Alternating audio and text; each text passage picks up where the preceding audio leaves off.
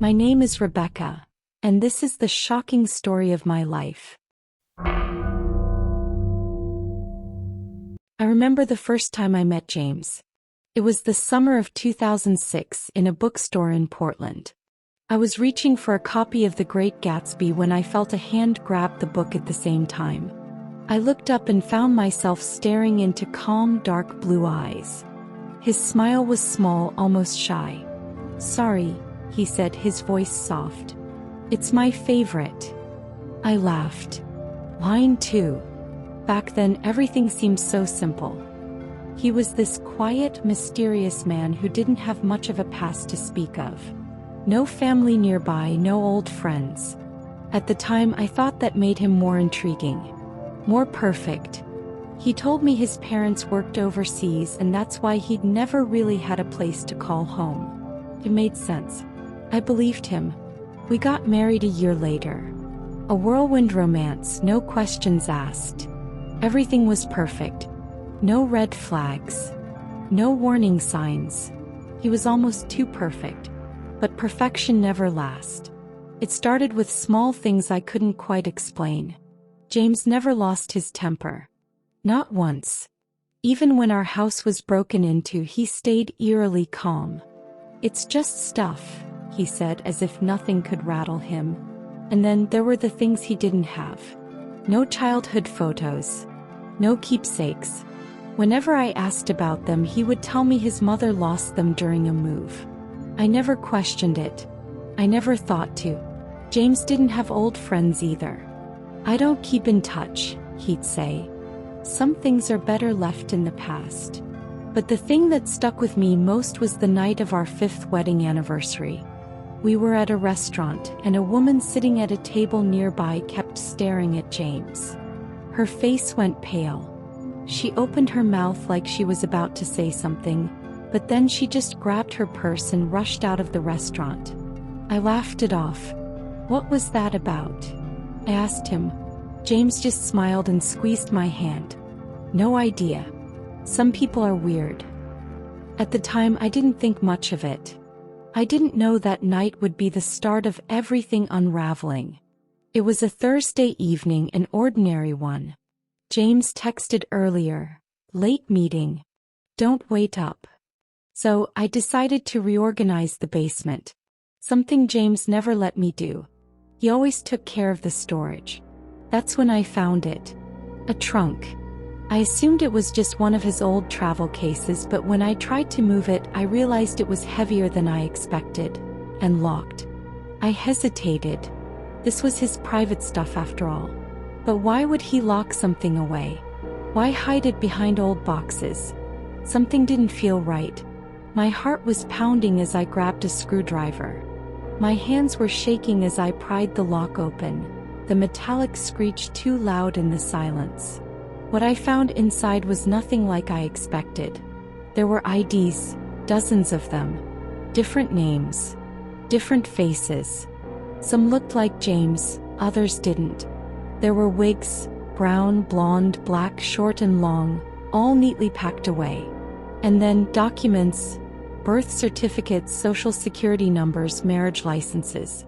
Some were real, some were fake. All of them had James's face. But the worst part? A photograph. A faded Polaroid of a woman hugging James on a bright summer day. They looked so happy, so in love. I turned the photo over. August 14th, 1998. And 2 words. "Goodbye, Claire." Who is Claire? Why had James never mentioned her? I felt sick. My mind was racing. This wasn't some old memorabilia or forgotten paperwork. This was evidence. Evidence of something I couldn't understand. My heart dropped into my stomach. The weight of what I had just uncovered crashed down on me. Every instinct in me screamed to run, but I couldn't move. I had no idea what I was supposed to do now. I couldn't breathe. My pulse thundered in my ears. James was home. He was right upstairs. I quickly shoved the trunk closed, my hands trembling as I wiped the cold sweat from my palms. I dragged the trunk back behind some boxes, trying to stay calm. Act normal. Act normal. He couldn't know. Not yet. I hurried upstairs, my body betraying me with every shaky step. I made it to the living room just as I heard the door close behind him. He was home. "Hey, Becca," he said, his voice casual, like nothing was wrong. But something was. I could feel it in my bones. "What were you doing down there?" he asked, frowning slightly, his gaze sweeping over me with an unsettling focus. I froze. Did he know? I forced a laugh, but it felt hollow. "Just looking for the winter blankets." He didn't respond right away. He just stood there staring at me. I saw the way his gaze flickered toward the basement door. He was waiting. Watching. He knew something. "You never go down there," he said, his voice low, measured. My stomach twisted. He was too calm. Too observant. He knew something was off. James stepped into the room, closing the distance between us. I wanted to step back, but I couldn't move. He was too close now. "Did you find something?" he asked, his tone soft, but there was an edge to it that sent a chill through me. I couldn't lie. Not like this. I tried to swallow the lump in my throat. "No," I whispered, the word tasting like poison. He didn't smile. Didn't say anything. His expression remained unreadable, his eyes studying me with a quiet intensity. I felt like I was standing on the edge of a cliff and I had no idea what was going to happen next. Finally he nodded. "Okay." But it didn't feel like okay. For the first time in 12 years I was afraid of him.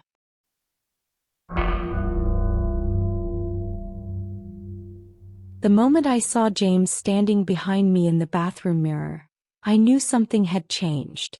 The game was no longer just about secrets. It was about survival. He had been so calm when I confronted him downstairs. Too calm. But I could feel it now. The tension. The weight of his gaze on me, like he was peeling me open, seeing right through me. And I couldn't escape. I tried to hold it together. Tried to act like everything was fine. "Long day?" he asked, his voice casual, but there was something behind it. A quiet understanding, like he knew. Knew that I knew. Knew that I was hiding something. My heart was racing in my chest. I couldn't think clearly. Couldn't breathe without feeling like I was suffocating. "Yeah," I forced out, trying to sound normal. "Just tired." But he didn't blink. He didn't move. He just stood there watching me, like he was waiting for me to slip, to show any sign of weakness. The silence stretched between us, thick and suffocating. I could feel the sweat on my palms, the pounding of my heart in my ears. Then he stepped forward, slow and deliberate, each movement like he was testing me, waiting to see if I'd crack. "I made your favorite pasta," he said softly, his voice almost tender. "Come eat." I nodded, trying to smile, but my stomach was in knots. I couldn't eat. I couldn't think about anything but what I had found in that trunk. The photo of Claire. The IDs. The wigs. It was all too much. My mind couldn't catch up. I just had to get through this. Just had to survive the night. We sat there in silence, the air thick with unspoken words. James didn't stop looking at me, his gaze never wavering. It was like he was waiting for me to slip up, to give myself away. I barely touched my plate. I couldn't. My stomach was a storm of nerves. He leaned back in his chair, eyes still fixed on me. "You barely touched your food," he observed, his voice casual, but I could hear the edge in it.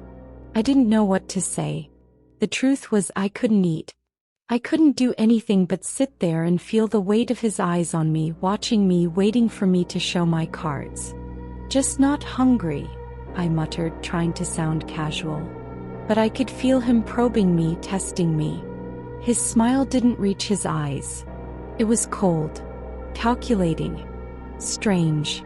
"You were fine before you went downstairs." I couldn't breathe. He was too sharp. Too perceptive.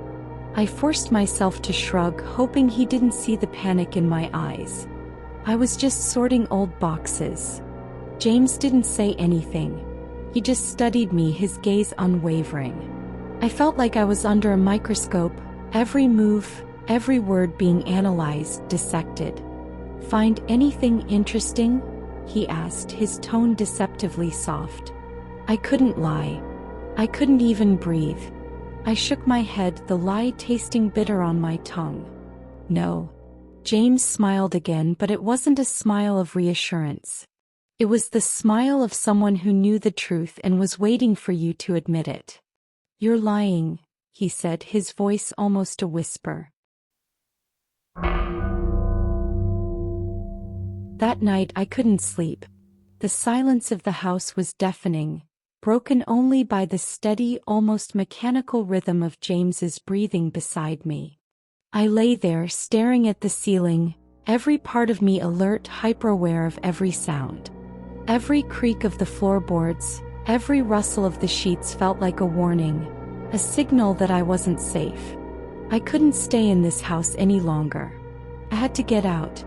I had to figure out what I was dealing with. I had to know what James was hiding. At 2 a.m. I couldn't take it anymore. I needed to know. I needed to leave, to get away from him. Just for a while. Just to think. I heard him. I knew he was awake.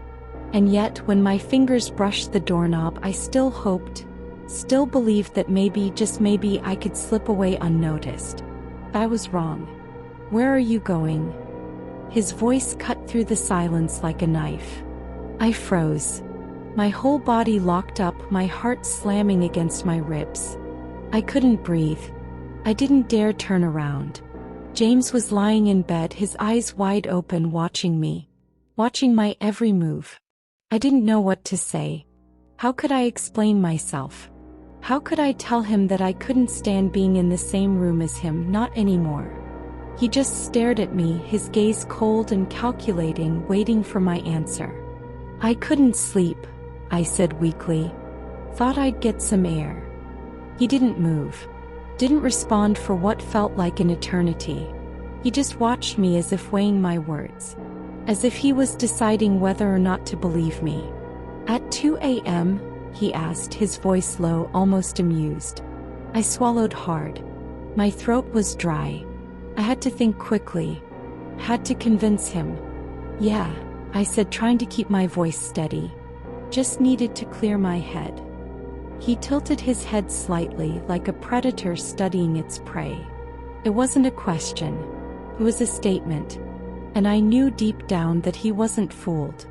He nodded, his expression unreadable. "Okay." I exhaled, a breath I didn't realize I'd been holding. Maybe he believed me. Maybe I still had a chance. But then his voice broke the fragile calm. "Come back to bed, Becca." I had no choice. I had to keep playing the game. So I went back to the bed, sliding under the covers as stiff as a board. I didn't dare move a muscle. My eyes remained glued to the ceiling, my mind racing. Minutes stretched into hours. I didn't dare move, didn't dare breathe too loudly. Every second felt like it could be my last. James' breathing was too steady, too controlled. I knew he wasn't asleep. Not for a second. I turned slightly, just enough to look at him. His eyes, still open, still watching. His stare was ice cold. He was never asleep. He had been watching me the whole time. I turned back toward the pillow, trying to steady my breath, trying to calm the rising panic inside me. But how could I calm down when I was trapped? He knew. He knew every move I made. Every second I thought I had to escape, he was already one step ahead. I couldn't make a move without him knowing. Every fiber of my being screamed at me to leave, but I was frozen. I didn't dare move. The next morning I stood in front of the bathroom mirror, my reflection a stranger. I barely recognized myself. My eyes were hollow, rimmed with dark circles. My skin was pale, tight with exhaustion. I looked like someone who had been running, hiding for far too long. I had to get out. But how? James was always one step ahead of me. He watched me constantly. I couldn't just leave. He would be waiting for me to make a mistake, and the moment I slipped up, he would catch me. I had to be smart. I poured myself some coffee, my hands shaking. The mug felt too heavy, the liquid spilling over the sides of my cup as I tried to keep my hands steady. I needed to look normal. I couldn't give him any reason to suspect something was wrong. When I went to kiss him goodbye, I could feel the weight of his eyes on me still. That same cold gaze that told me he was always watching, always waiting. "I love you," he said, his voice so casual, so dismissive, as though nothing had changed. I managed a smile, though it was hollow. "Love you too," I said, my voice barely a whisper. He paused at the door, looking back at me for a moment, his gaze lingering in a way that made my skin crawl. His eyes dared me to run. The door clicked shut behind him. For a moment I thought I might finally be able to breathe. But the relief was short-lived. I ran downstairs to the basement. The trunk was still there, sitting in the corner. I grabbed it, my hands shaking as I stuffed the documents, the IDs, the photographs, anything that could help me escape, into my bag. I rushed out the door, the bag clutched tightly in my hand, heart pounding in my chest. And then I saw it. My car. The tires slashed. All 4 of them. I froze. My stomach dropped. He knew. I looked across the street, my breath catching when I saw the black sedan. The engine was running. The windows were tinted, but I could feel the eyes on me. Cold, unblinking. They were watching me. The game had changed. James wasn't the only one watching anymore. And I didn't know who they were. I stood frozen in my driveway, clutching my bag. My heart was pounding so hard I could hear it in my ears, like the drumbeat of a countdown. My car's tires were slashed, each one deflated, like a cruel reminder that there was no escaping now. Not without help. Not without him. Across the street, the black sedan sat like a shadow, engine idling, waiting. And I knew they knew. Whoever was in that car was part of this twisted game James had dragged me into. He wasn't the only one watching me anymore. I turned slowly toward the house, my legs barely carrying me, like they had turned to stone. I should have run back inside, locked the door, and tried to hide. But I knew it wouldn't matter. The house didn't feel safe anymore.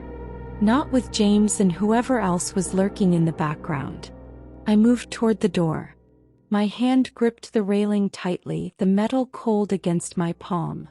Every nerve in my body was screaming at me to move, to get inside, to lock myself away in some corner where I could think, where I could plan. But I couldn't shake the feeling that I was being watched. And I wasn't just being watched by James anymore. When I finally stepped inside and locked the door behind me, I didn't feel any safer. The click of the deadbolt was hollow. It was supposed to be reassuring, but it wasn't. The house was just as much a prison as it had been outside. I ran to the window, my breath shallow. My fingers were trembling as I pulled back the blinds, just enough to peek outside. The black sedan was still there. Motionless. Watching. I couldn't shake the feeling that there was someone in that car who had been waiting for me to slip up.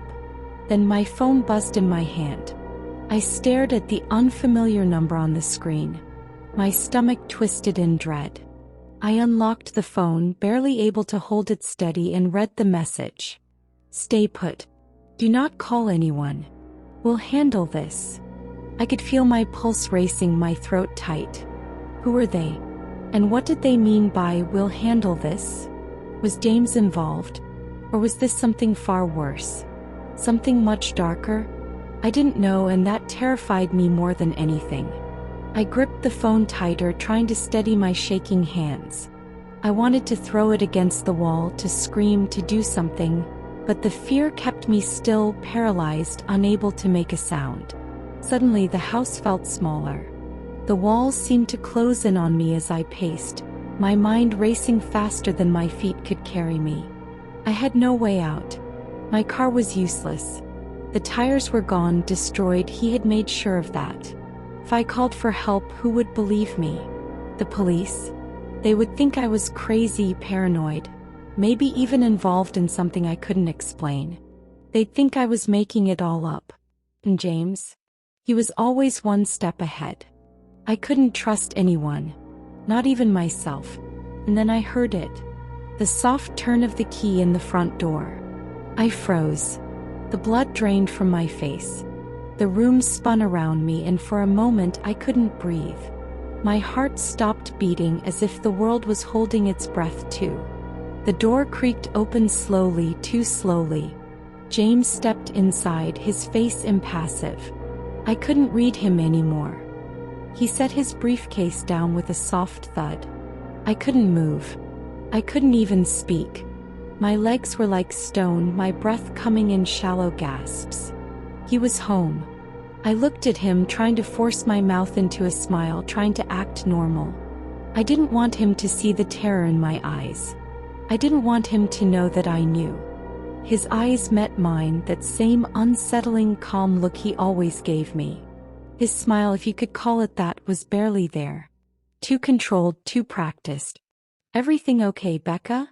he asked casually, as though nothing had changed, as though everything was fine. I couldn't answer. I couldn't find the words. My body betrayed me as I stood there, completely motionless, unable to react. I was trapped. I knew it now. The realization hit me like a wave. There was no escape. Not from him. Not from them. There was no running anymore. I stood there, rooted to the floor, as James shut the door behind him. The sound of the deadbolt clicking into place sent a chill down my spine. It wasn't just the fact that he was home. It was the way he looked at me, like he already knew what I had done. Like he had expected it. I forced my lips to curl into a weak smile, hoping it was enough to keep the moment from spiraling out of control. Act normal. You have to act normal. James shrugged off his coat, moving with the same slow, deliberate control he always had. He loosened his tie, his fingers precise, methodical. Every movement was a calculation. He's testing me. Long day. I managed, my voice steadier than I felt. He paused. His dark eyes settled on me, as if he was peeling back the layers of my lie, stripping me bare. Then finally he smirked. "Yeah," he said. "One of those days." He took a step closer. Too close. I didn't back away. I couldn't. He would notice. Instead, I exhaled slowly, forcing myself to stay still. If I moved, if I gave anything away, he would know. He would know I had found the trunk, that I had planned to run, that I had already lost. Something wrong. His voice was soft. Too soft. I shook my head. Just tired. He studied me, his head tilting slightly, the way a predator sizes up its prey. Then he smiled. "Yeah," he murmured. "Me too." I waited for him to press further, to catch me in the lie, to expose the terror that was clawing at my insides. But he didn't. He just kissed my forehead, lingering there for a second too long before finally walking past me. I didn't move until I heard the soft clink of ice hitting glass. He was fixing a drink. That was my chance. Face. My bag was still by the door. If I grabbed it now, if I moved quickly, I could make it. I could be out of here before he even realized what was happening. But the sedan. The phone call. "Stay put. Do not call anyone. We'll handle this." Who were they? And why did I feel like running wouldn't just be dangerous? It would be worse. James wasn't acting like a man who had lost control. He was too calm, too sure of himself. Which meant either I had fooled him, or this was exactly where he wanted me to be. I glanced toward the window. The black sedan was still there. The engine still running. Watching. Waiting. For what? For me. I gritted my teeth, my pulse hammering so loudly I could barely think. If I stayed, I might never get another chance to leave. If I ran, I might not make it out alive. And then James called my name. Casual. almost lazy. "Becca," he said from the kitchen. "Come have a drink with me." It wasn't a request. I turned my head slowly, swallowing down the scream rising in my throat. My feet moved against my will, taking me toward him, toward the glass of whiskey he had already poured for me. I took it.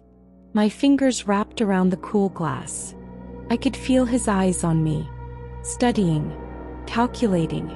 I raised the glass to my lips, my breath steady, my pulse anything but. And as the whiskey burned down my throat, I realized something. This wasn't about running anymore. This was about survival. And if I wanted to survive, I had to play the game. I don't know how long I sat there staring at him, my body locked in place. James had walked through the door like any other evening, calm, deliberate, unreadable. But I wasn't the same person anymore. I had seen too much, uncovered too many lies. And now, I knew with certainty that there was no turning back. He stood in the doorway, setting his bag down carefully as if nothing was amiss. But I saw the slight tension in his shoulders, the calculated way he met my eyes. He knew. Maybe not everything, but enough. "Everything okay, Becca?" His voice was smooth, laced with something unspoken. Yes.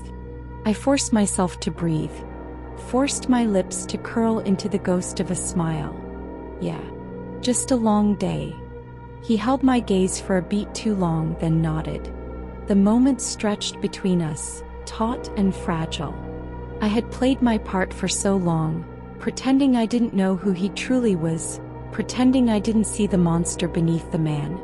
But now the act was wearing thin. That night I lay in bed staring at the ceiling, my mind racing. The trunk in the basement, the IDs, the black sedan with those unblinking eyes. I wasn't just running from James anymore. There was something bigger, something that went beyond him. And I had stumbled straight into it. At some point, exhaustion pulled me under.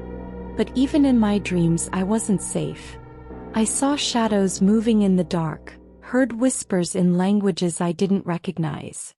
And when I jolted awake, drenched in sweat, James was lying beside me, watching. I knew then that I couldn't wait any longer. My time was running out. The next morning, I played my role perfectly. I kissed James goodbye, told him I'd see him later. Watched as he walked out the door. I held my breath as he glanced back, his expression unreadable. Then he was gone. I didn't hesitate.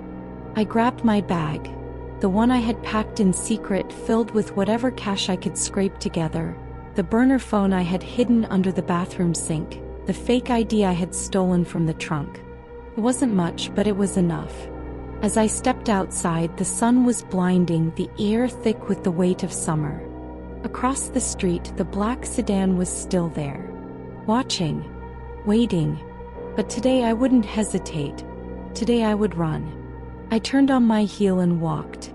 Not too fast, not too slow. Just another woman going about her day. But inside, my heart pounded like a war drum. Every step felt like the edge of a knife. I reached the corner, turned right, then left. The sedan didn't follow. But I knew better than to feel relief. Because this wasn't over. It was never over. I didn't stop until I reached the station. A bus was already there, idling, its doors open like a silent invitation. I climbed inside, paid the fare with trembling fingers, and took a seat near the back. As the bus pulled away, I stared out the window, watching my old life shrink in the distance.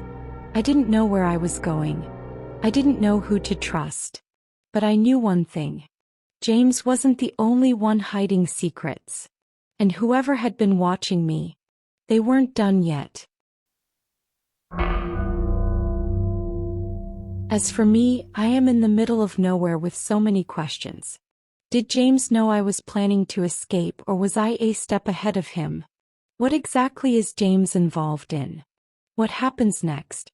Am I finally free, or is this just the beginning of an even bigger nightmare?